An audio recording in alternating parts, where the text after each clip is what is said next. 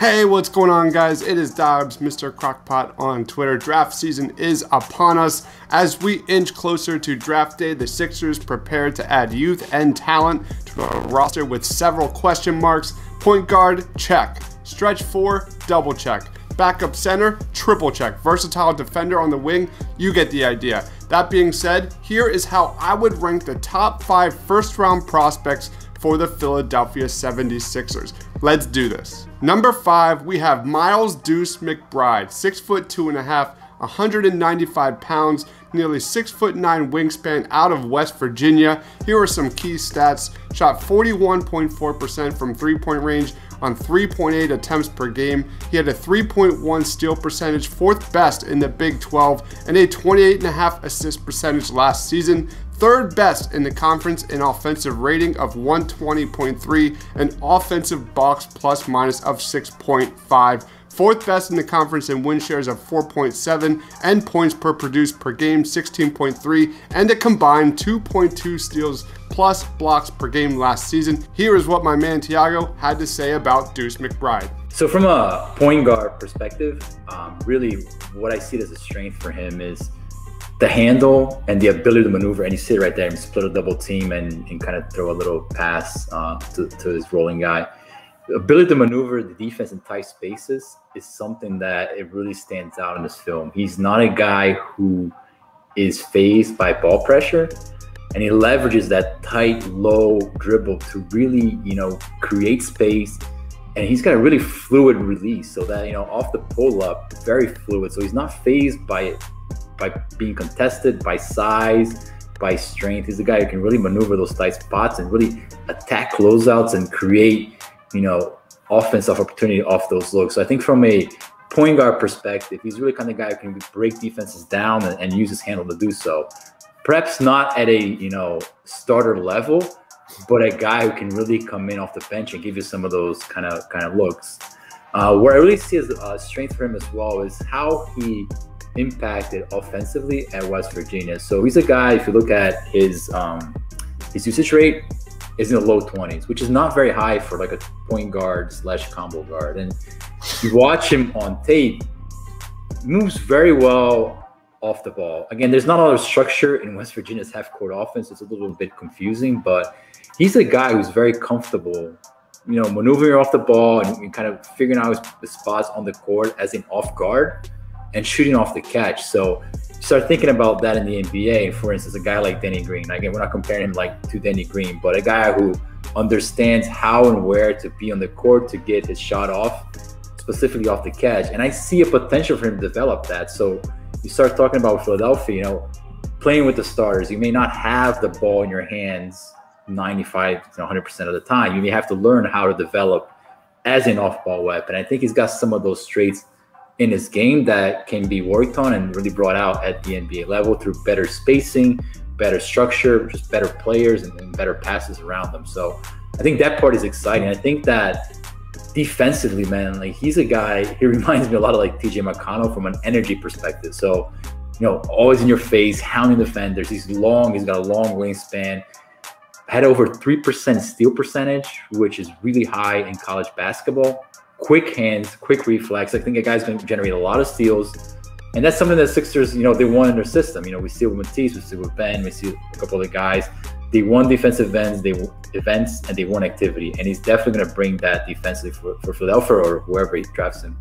What does Deuce bring to the Philadelphia 76ers? Don't let that 6'2" size and frame fool you. Miles McBride is a versatile guard who can shoot from deep and do damage offensively off the dribble. Not unlike Tyrese Maxey, McBride is a lightning rod offensively and can put up points in a hurry. He can create for others, run a pick and roll, and hurt you without the ball in his hands. However, McBride's impact goes well beyond his offensive arsenal. He is also one of the best on-ball defenders in the draft class. This is a prospect who thrives at anticipating passing lanes, fighting through screens, denying the ball, and providing pressure at the point of attack. While consistency might be a concern when you watch the tape, Miles McBride checks off a lot of boxes that make him an elite fit for the Philadelphia 76ers. Let's go to my number 4.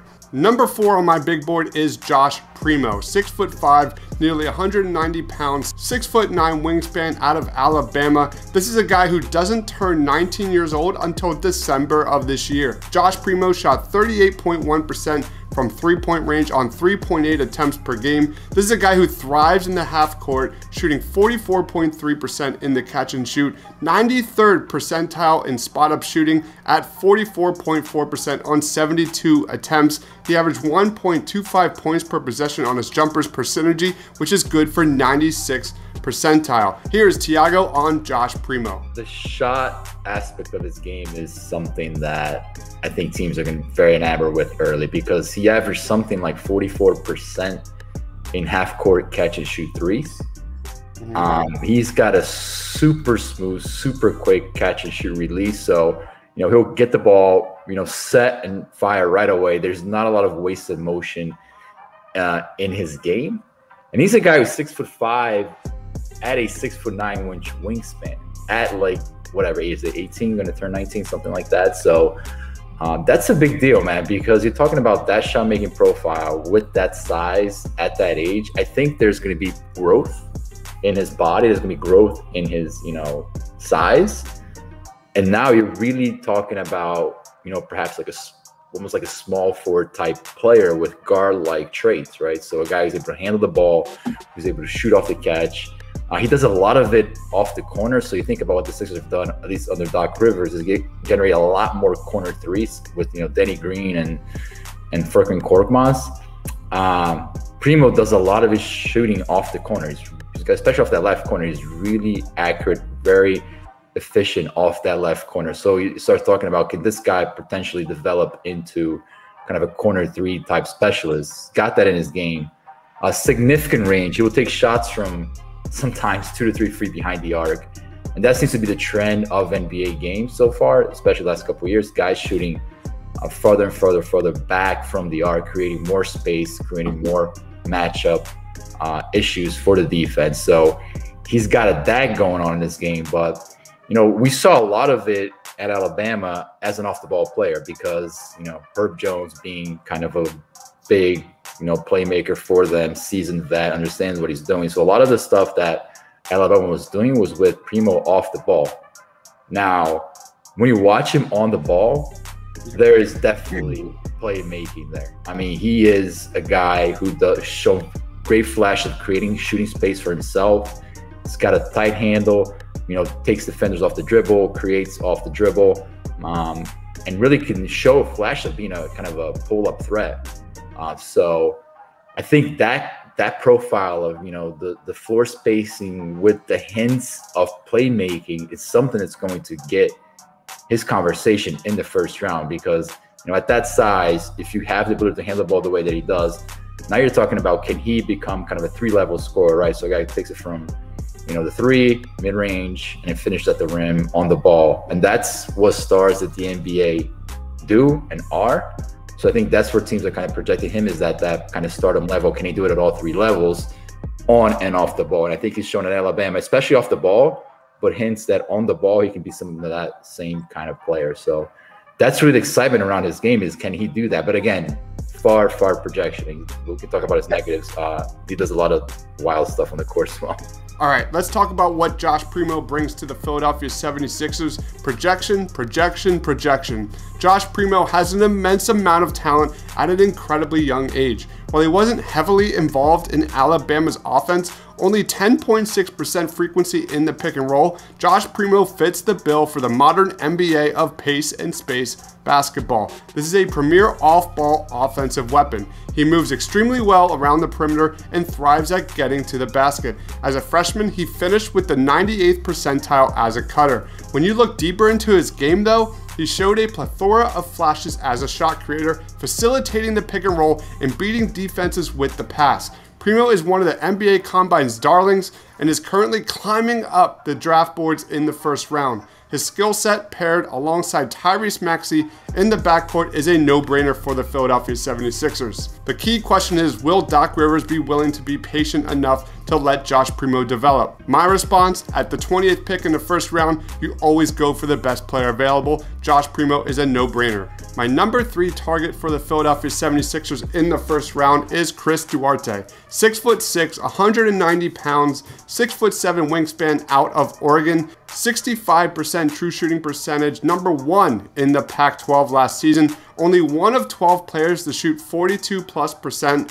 on 140 or more three-point attempts. One of just 5 players since 2008 with a BPM of 10 or higher plus a steal and block rate of 3 or higher while shooting 40+% from three-point range. He was number 2 in the nation in 2-point field goal percentage and had a steal percentage of 3.4 while leading the Pac-12 in steals with 49. Let's hear what Tiago had to say about what Chris Duarte brings to the Sixers. Yeah, so folks are going to point a lot to the shot. And listen, the guy's shot is smooth as butter. I mean, he is a high-volume three-point shooter, does not hesitate, smooth release. You can definitely tell that shot is going to translate at a very high level.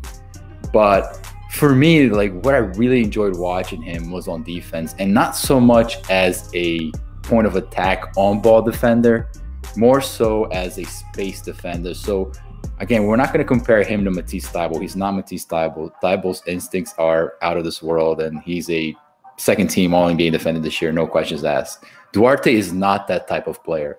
But if you watch him in space, and in particular how active he is at playing passing lanes, using his hands, ability to feel where the ball handler's going and just do a little poke, a little prod, get the ball, dislodged and whatnot. So those are the things that I really enjoy watching about his tape.